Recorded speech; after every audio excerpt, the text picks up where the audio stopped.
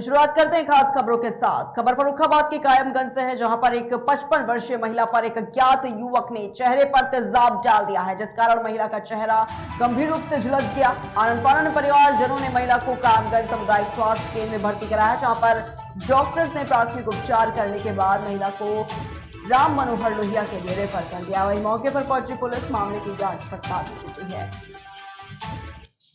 आज सुबह समय लगभग 9:30 पर थाना कोतवाली कायमगंज पर सूचना प्राप्त हुई कि मुन्नी देवी पत्नी भारत प्रजापति निवासी ग्राम छतरई कोतवाली कायमगंज, जो कि अपने मकान की छत पर सो रही थी, अज्ञात व्यक्ति द्वारा उन पर ज्वलनशील पदार्थ डाल दिया गया, जिससे वह घायल हो गई। इस सूचना पर फील्ड यूनिट और वरिष्ठ पुलिस अधिकारियों द्वारा घटनास्थल का निरीक्षण किया गया। पीड़िता को सीएचसी कायमगंज लाया गया, जहां उनका प्राथमिक उपचार और मेडिको लीगल परीक्षण हुआ। पीड़िता को डॉक्टर राम मनोहर लोहिया जिला चिकित्सालय फर्रुखाबाद रेफर कर दिया गया। पीड़िता के पति के तहरीर पर अज्ञात व्यक्तियों के विरुद्ध समुचित धारा में अभियोग पंजीकृत कर लिया गया है। शीघ्र ही घटना का अनावरण और इसमें लिप्त व्यक्तियों की गिरफ्तारी की जाएगी।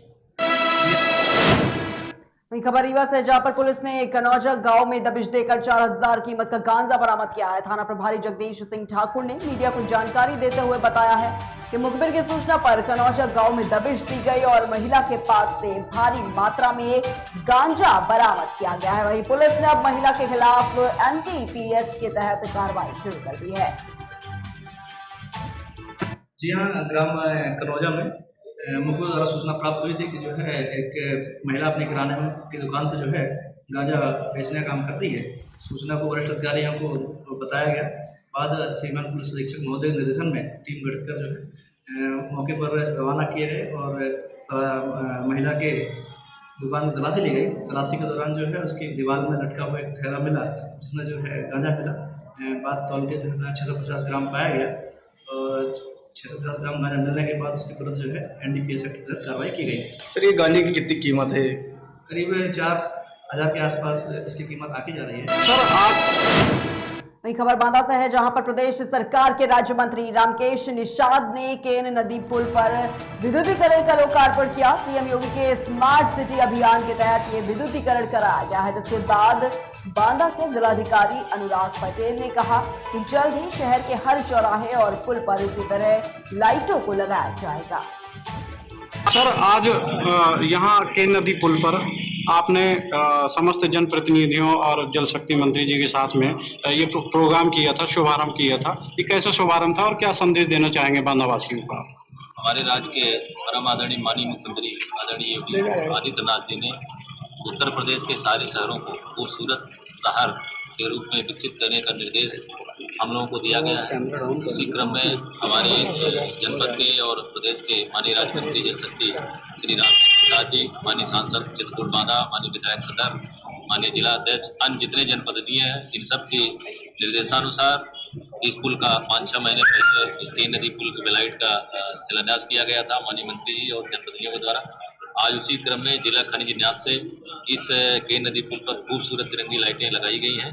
ये सारी लाइटें एक प्रामाणिक कंपनी हैवेल्स की लगी हुई हैं और ये 2 साल गारंटी पर है और आपका शहर इसी तरह से जगमगाता रहे। हम माननीय जनप्रतिनिधियों के जो निर्देश है उसके अनुसार हम लोग रात दिन लग करके इसी तरह शहर को खूबसूरत बनाएंगे। कई दशकों से बांदा अपना सुना था, विकास से अछूता था। जब से उत्तर प्रदेश में यशस्वी मुख्यमंत्री जी के नेतृत्व में सरकार बनी, निश्चित रूप से जो विभिन्न शहर थे, नोएडा, दिल्ली, गाजियाबाद और वहाँ के कस्बे हैं, नगर हैं, गांव हैं, ऐसी सभी जगह पर बांदा को स्वच्छ बनाने का जो अभियान और सुंदर बनाने का अभियान जो हमारे जिले के कर्मठ जिलाधिकारी और यहाँ के भारतीय जनता पार्टी के जनप्रतिनिधियों ने चला, निश्चित रूप से बांदा के विकास के लिए बहुत बड़ी उपलब्धि है। और इसी क्रम में अपने कस्बों और नगरों का भी विकास, बांदा नगर के चौराहों का भी विकास निरंतर जारी है और इस विकास के क्रम में बांदा अन्य शहर के मुकाबले में बहुत आगे निकलेगा। ये हम लोगों का, सभी जनप्रतिनिधियों का लगातार और अधिकारियों का प्रयास है और रहेगा। वही खबर बांदा से है, जहां पर गर्भवती महिलाओं और बच्चों को दिए जाने वाले पुष्टाहार में कीड़े पाए गए और इसका वीडियो भी सोशल मीडिया पर वायरल हो रहा है। इससे साफ जाहिर हो रहा है कि बाल विकास पुष्टाहार विभाग को गर्भवती महिलाओं और बच्चों की कोई भी परवाह नहीं है। वायरल वीडियो ग्राम पंचायत करहिया का बताया जा रहा है। खबर कानपुर देहात से, जहां पर रंगदारी न देने पर ऑटो सवार दबंगों ने कपड़ा विक्रेता के साथ मारपीट की है। दरअसल यहां फुटपाथ पर कपड़ा विक्रेता दुकान लगाकर 2 सालों से अपनी जीविका चलाते हैं। दबंग हर हफ्ते कपड़ा विक्रेताओं से 500 रुपए की हफ्ता वसूली करते थे। कपड़ा विक्रेता के द्वारा रंगाई न देने पर दबंगों ने दुकान का सामान भी फेंक दिया और जमकर मारपीट भी की है। आज मैं एसपी ऑफिस इस विषय में आया था। मैं फुटपाथ पे बाड़ापुर रोड पे फुटपाथ पे दुकान लगाता हूँ। किस चीज़ की दुकान लगाते हैं? सर कपड़े की दुकान लगाते हैं और जो है वहीं पे फिर क्या हुआ? वहाँ पे जो है कुछ दबंग लोग आते हैं जो हमसे जबरन पैसे लेते हैं। हर हफ्ते जो है 500 रुपये ले जाते हैं किस बात हमसे। का पैसा मांगते हैं? कहते हैं यहाँ लगाने का आपको पैसा लगेगा, अगर नहीं लगाओगे तो नहीं पैसा लगेगा आपका। फिर क्या हुआ? तो हमने आज देने से मना किया, क्योंकि हमने एक जो है एक अपने सोशल मीडिया पे फेसबुक पे एक जो है योगी जी का एक वीडियो देखा था, जो कि उसमें दिखा रहे थे कि जो है किसी का भी गुंडा टैक्स किसी का कुछ भी मांगता है तो सीधे जो है पुलिस से कार्रवाई करे और जो है मदद की गुहार लगाए, जिससे जो है आपकी परेशानी जो है ख़त्म हो गई। फिर आज क्या हुआ? फिर आज मैं जब सुबह सुबह दुकान अपनी लगा रहा था, 6 बजे आया था मैं जो है। उसके बाद लगभग कुछ लोग आए मेरे पास, अज्ञात लोग आए जो हमारे कस्बे के दबंग लोग हैं, जो हमसे हमेशा पैसे ले जाते थे। क्या नाम है इन लोगों की? इन लोगों का नाम है, एक का नाम है प्रदीप कुमार, एक का नाम संदीप कुमार, एक का नाम कुलदीप कुमार है। इनके पिताजी का नाम है श्रवण कुमार और उनके पिताजी का नाम है स्वर्गीय सुखलाल। कितने लोग आए थे? ये लोग आए थे, लगभग 10-12 लोग आए थे। क्या कहा आपसे? हमसे कहने लगे पैसा दो आप। सुबह सुबह आ गए थे। फिर उसके बाद जब हमने पैसे देने से मना किया, हमने कहा आज पैसा नहीं देंगे, अभी बोनी नहीं हुई है। तो कहने लगे बोनी तो इतने कस्टमर खड़े हैं तो क्यों नहीं बोनी हुई है, दो पैसे हमको। तो हमने जब पैसे देने से मना किया तो हमसे जो है झगड़ा करने लगे। कुछ लोग वहाँ के जो ग्राहक थे उनको बर्दाश्त नहीं हुआ, उन दोनों से भी झगड़ा होने लगा। फिर उसके बाद फिर हमारा जो है सामान भी उखाड़ के फेंक दिया और जो है उन दोनों आपस में लड़ाई होने लगी। कौशाम्बी के सिराथू तहसील क्षेत्र में ग्राम प्रधान की अगुवाई में विशाल दंगल का आयोजन किया गया, जिसमें दूर दराज से आए नामी गिरामी पहलवानों ने एक दूसरे से जोर आजमाइश की और दंगल में पहलवान रामकिशन और समीर पहलवान कानपुर के बीच कुश्ती हुई। वहीं नेपाल से चलकर आई महिला पहलवान की कानपुर की हनी के साथ कुश्ती हुई। वहीं दंगल की सबसे बड़ी कुश्ती में रामकिशन पहलवान ने लालता पहलवान को धूल चिटाकर चैंपियन के नाम का सेहरा अपने नाम बांधा है। वहीं फिरोजाबाद के शिकोहाबाद थाना क्षेत्र में पुलिस ने अवैध शराब और ड्रग माफियाओं के खिलाफ अभियान चलाया और इस दौरान पुलिस ने हरियाणा मार्का की कुल 19 पेटी अवैध अंग्रेजी शराब, एक वाहन समेत 2 अभियुक्तों को गिरफ्तार किया है। वहीं पुलिस का ये कहना है कि पकड़े गए आरोपियों से पूछताछ की जा रही है, साथ ही साथ आगे की कार्रवाई में भी पुलिस प्रशासन जुटा हुआ है।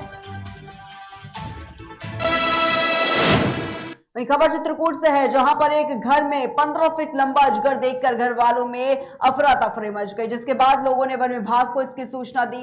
वन विभाग के कर्मियों ने मौके पर पहुंचकर रात में घर से अजगर सांप को वहां से पकड़कर बरामद किया। वहीं वनकर्मी सांप को बोरे में बंद करके अपने साथ ले गए। हमको 11 बजे फोन द्वारा सूचना मिली कि निबुआपुरा में फूलचंद मौर्य के यहाँ अजगर घुसा हुआ है। उसको पकड़ने के लिए हमने कर्मी में फ़ोन किया, वहाँ से टीम आई और हम गए साथ में। उस अजगर को लगभग रात के 11:15 बजे पकड़ा गया, लगभग 12 फीट लंबा है, और फिर पकड़ कर उसको देवंगना घाटी में छुड़वा दिया गया। तो लगभग कितना वजन रहा होगा?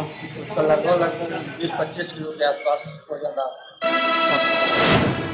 वहीं खबर मथुरा से, जहां पर मथुरा के रामकृष्ण नगर कॉलोनी में एक गौवंश के पैर में चोट लगने से चलने में दिक्कत का सामना करना पड़ रहा था, जिसके बाद स्थानीय लोगों ने गौरक्षा टीम से संपर्क किया और गौरक्षा टीम ने आनंद फानंद पहुंचकर गौवंश का इलाज किया। वहीं स्थानीय लोगों ने गौरक्षकों की सराहना की है।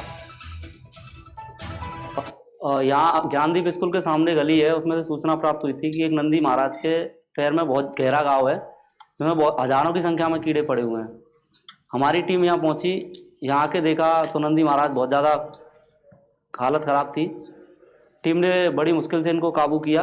काबू करने के बाद उचित उपचार जो देना था वो दिया है और नंदी महाराज के पट्टी वट्टी कर दी है। और हम दिन में गौ सेवा, रात में गौरक्षा का कार्य करते हैं। हमको सूचना मिल रही थी ज्ञानदीप स्कूल के सामने एक बछड़ा बहुत परेशान है, तो टीम के साथ पहुंचकर यहाँ पे उसका उचित उपचार कर दिया गया है। और हमारी उपचार में क्या किया है, किस तरीके का? उसके पैर में बहुत गहरा जख्म था, उसमें हजारों की संख्या में कीड़े थे। उनको निकाल के उन पर पट्टी करके इंजेक्शन वगैरह लगाकर उसका उचित उपचार किया है। आगे भी इसका 2-3 दिन जरूरत के हिसाब से उपचार चलता रहेगा। हमारा संपर्क सूत्र है 9045490971। आपको कहीं भी मथुरा जिले में गौ माता से संबंधित कोई परेशानी या कोई ऐसा दिखे, तुरंत खबर करें, तुरंत उसका उपचार या जरूरत के हिसाब से उसकी कार्रवाई की जाएगी। जी भैया, पहला केस हमारे पास में सदर बाजार लिम्पी, जो आजकल गौवंश में ज़्यादा दिखने को मिल रहा है। वायरस है लिम्पी नाम का, छोटे छोटे गौवंश के दाने निकल के आते हैं, वो बहुत खतरनाक वायरस है। उसके लिए आप क्या इलाज करते हैं? लिम्पी के लिए सर 2-3 तरह के इंजेक्शन हैं। और दूसरा केस आपका देवीपुरा में किया, एक गौवंश की पूँछ कट गई थी, उसका ट्रीटमेंट दिया। तीसरा आपके सामने यहाँ है, ये गोवर्धन चौराहे ज्ञानदीप स्कूल के सामने। मैं इनको तो जो बोलना चाहूँगा वो बोलना चाहूँगा ही, लेकिन इसके साथ साथ जो यहाँ के स्थानीय निवासी हैं उनसे भी ये अनुरोध करना चाहूँगा कि इनको कहीं भी गौवंश जहाँ भी विपदा में मिले तो कम से कम उसकी सहायता ये खुद ना कर सकें, तो गौ रक्षक दल का जो सेवा नंबर इनको मिला है, कम से कम उस पे तो जो है संपर्क सूत्र पे ये संपर्क कर ही सकते हैं। एक छोटे से ब्रेक के लिए जल्द हाजिर होंगे। Feel the power of Angel.